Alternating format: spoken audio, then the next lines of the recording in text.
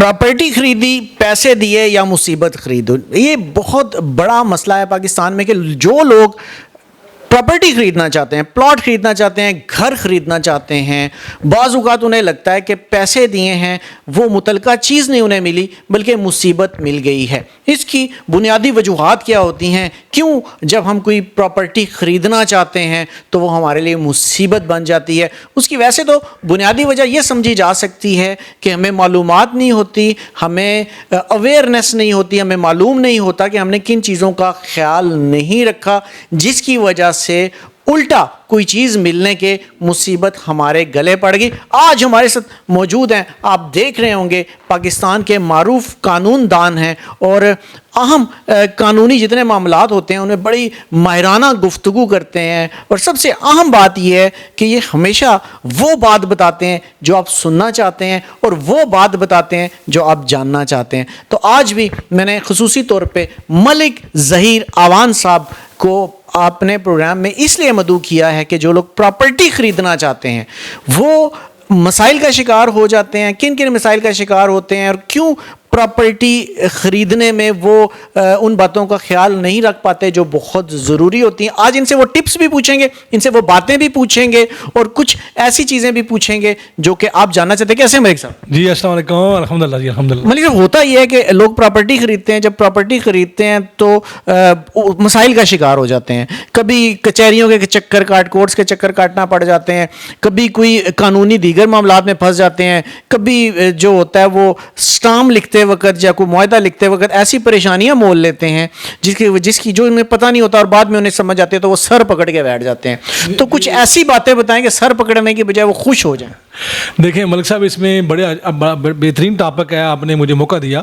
देखें कोई भी शहरी अगर किसी जगह को प्लाट, को मकान, कोई फ्लैट, कोई अपार्टमेंट लेना चाहता है तो सबसे पहला काम देखिए ये होता है कि आप जो चीज़ लेना चाह रहे हैं वो जान लें कि वो उसका मालिक कौन है और वो जो चीज़ है वो ये कैसे पता चलेगा मलिक साहब मालिक कौन है उसका? देखें, अगर फ़र्ज़ करें कि वो CDA डिपार्टमेंट से है तो CDA के डॉक्यूमेंट के अंदर CDA डिपार्टमेंट में जाके आप उस मुतलका मिसाल के तौर पर कोई फ्लैट है या दुकान है या कोई घर ले रहे हैं आप G10 में किसी सेक्टर में ले रहे हैं, तो अगर किसी ने आपको प्रॉपर्टी डीलर ने कहा जी कि ये जो चीज़ है वो बराए सेल है तो आप जान लें कि वो किस महकमे के अंडर है, महकमा कौन सा है। अमूमन रेवेन्यू के अंडर होती हैं, रेवेन्यू रिकॉर्ड, तहसीलदार है, पटवारी है या इस्लामाबाद के अंदर जैसे CDA है या हाउसिंग अथॉरिटी है।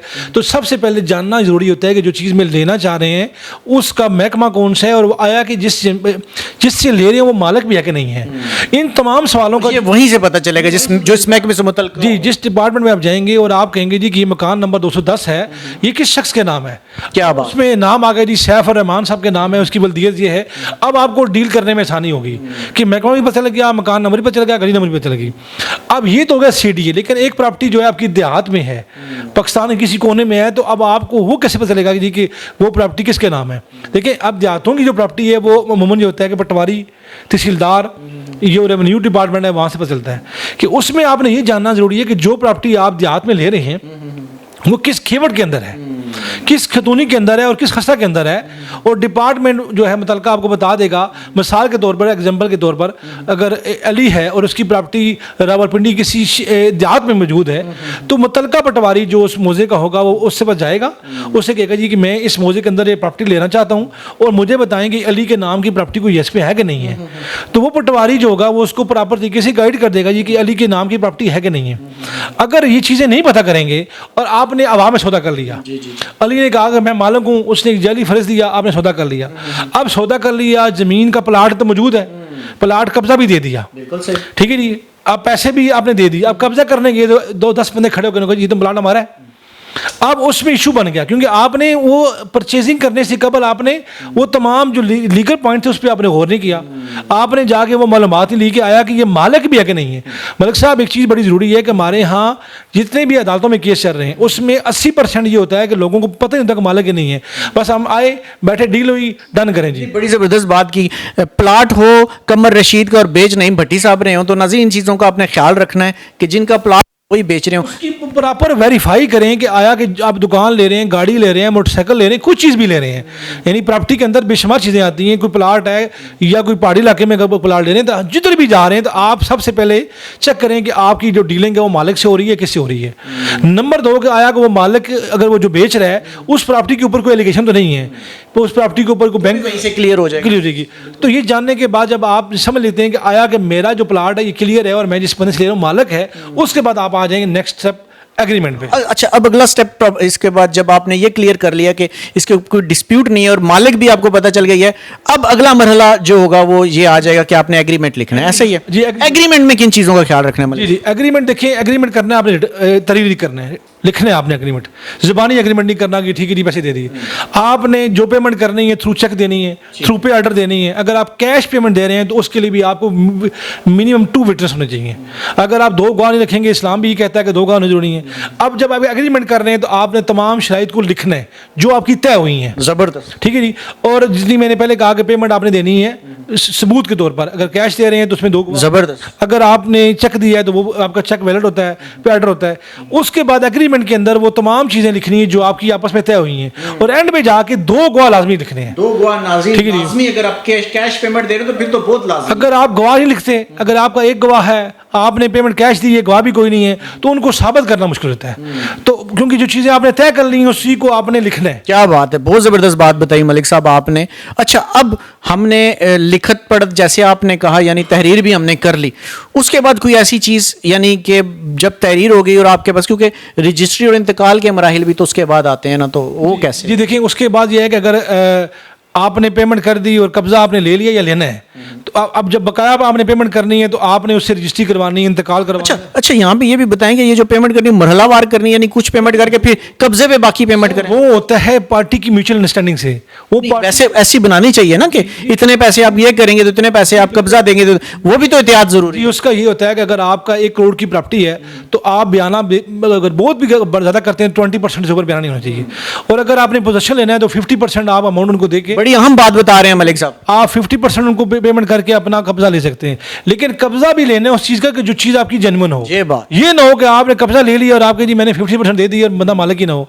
उसके बाद बकाया जो रिमेनिंग अमाउंट है वो आपने देनी है ट्रांसफ़र पे, ट्रांसफ़र सीडीए की हो या ट्रांसफ़र तहसीलदार से हो, वो आपने इंतकाल करने के बाद आपने बकाया पेमेंट देनी है। ठीक हो गया, बड़ी ज़बरदस्त। अच्छा, यहाँ पे मलिक साहब ये भी बताएगा कि ओवरसीज़ जो पाकिस्तानीज़ हैं ना, वो भी प्रॉपर्टी, वो बाहर बैठे होते हैं और यहाँ प्रॉपर्टी खरीदना चाह रहे होते हैं, क्योंकि अभी तक जितनी बात बताई वो तो वो कि हम यहाँ मौजूद हैं, लेकिन ओवरसीज़ जो बाहर मौजूद हैं पाकिस्तान में प्रॉपर्टी खरीदना चाहते हैं, वो किन एहतियात जो हैं उनको पेश नज़र? उनके लिए भी वो तमाम बातें वही हैं जो पहले बताई हैं, लेकिन उसमें उनके लिए क्योंकि वो आउट ऑफ कंट्री हैं, प्रेजेंस नहीं है ना, उनके लिए ज़रूरी है कि वो जिस बंदे के थ्रू ले रहे हैं, आया कि वो पर्सन उनका जानने वाला है या अथराइज है। बेहतर तरीक़ाकार ये है कि आप एक ऐसे शख्स को अटारनी दें और उसी के साथ आप एग्रीमेंट करके उसको पेमेंट जब आप दे रहे हैं तो उस अटारनी में उसको लिखा होगा हमने ये जो अटारनी को दे रहे हैं कि ये इस मकसद के लिए, वो मकसद भी लिखें कि हमने करोड़ रुपए का आपको दे रहे हैं, आपने ये इन्वेस्ट करने इस्लामाबाद में, हमें प्रॉपर्टी लेके देनी है। अगर आप ज़बानी कलामी ऑनलाइन पैसे भेज देते हैं और अनऑथराइज पर्सन को देते हैं तो फिर आप समझें कि आपके पैसे गए। बिल्कुल ठीक है। ये बड़ी, देखें आपने ओवरसीज़ के वाले से भी बड़ी ज़बरदस्त बात बता दी है कि ओवरसीज़ जो है उसमें मतलब ओवरसीज़ को लिए हम जो हमारी लॉ फर्म है ना, अगर वो अपनी इन्वेस्टमेंट कर रहे हैं किसी जगह, उनको लीगल इशू आ जाता है कि आया कि वो प्रॉपर्टी लीगल है या इलीगल है, हम उनकी रहनुमाई कर सकते हैं। हाँ, देखिए आपके लिए ये भी बड़ा ज़बरदस्त ऑप्शन मौजूद है कि मलिक साहब की लीगल फर्म भी तो मौजूद है ना, मजीद परेशान है तो आप इनसे भी तो बात कर सकते हैं। क्यों मलिक साहब के तौर पर वो कहते हैं हमें सीडीए की हमने कुछ चीज़ लेनी है या हमने हाउसिंग अथॉरिटी की सेक्टर D9 में लेनी है, तो हम उनकी रहनुमाई महकमे से, ये तो सारी इस्लामाबाद की बातें कर रहे हैं, उनको जरा ये बताएं कि इस्लामाबाद के बाहर भी कहीं भी पूरे पाकिस्तान में मिसाल है, पूरे पाकिस्तान में कहीं भी ले रहे हैं तो उनको हम उस मुतल्लिका जो ज़मीन है, उसका प्लाट है या कोई कमर्शियल चीज़ है, उसकी हम वेरीफाई करके उनको दे सकते हैं ताकि उनको लीगली कोई मसला ना हो आप जो प्रॉपर्टी ले रहे हैं। लेकिन बेहतर तरीक़ाकार ये है कि जिस शख्स को भी आप पैसे दें उसको वो अथराइज पर्सन हो और उसको आप रिटर्न एक तहरीरी मुआहदा करके या उसको अटारनी दे के कर सकते हैं। तो नाज़रीन, 100 मसाइल का हल, मतलब ज़हीर अमान जनाब, ये बात तो हम हमेशा से कहते हैं, लेकिन इन्होंने आपको बहुत ज़बरदस्त बातें की हैं, टिप्स बताई हैं कि अगर आप प्रॉपर्टी ख़रीदना चाहते हैं तो आप किन चीज़ों का ख्याल रख सकते हैं। आपको पता है जब भी हम मलिक साहब के साथ होते हैं तो कोशिश करते हैं मलिक साहब کے جو اندر اتنا وہ نالج والا خزانہ بھرا ہوا ہے نا اور قانونی نکات جتنی باریکی سے یہ سمجھتے ہیں وہ سارے آپ کے سامنے آئیں اور رہنمائی حاصل کر سکیں. ملک صاحب کے پہلے بھی وراثت کے اوپر اور دیگر چیز جتنے موضوعات تھے ان میں آپ نے ان کے پروگرام بھی دیکھے, ان کی سیر حاصل گفتگو سے بھی آپ نے بہت سارے فائدے حاصل کیے ہوں گے. تو آج کی ملک صاحب کے ساتھ سیٹنگ بھی امید ہے کہ بہت ساری معلومات پر مبنی ہوگی. مزید اگر آپ کسی موضوع پر جاننا چاہتے ہیں اور آپ کو رہنمائی چاہیے تو آپ ہمارے ان باکس میں جو ہے وہ ہمیں لکھ کر بھیج سکتے ہیں. ہم اگر قانونی معاملات ہیں تو ملک صاحب سے, اور اگر کسی اور حوالے سے معاملات ہیں تو وہ بھی آپ کو ان کے اوپر پوری رہنمائی اور معلومات دینے کی کوشش کریں گے. اگلے پروگرام تک کے لیے اجازت دیجیے گا. اللہ حافظ.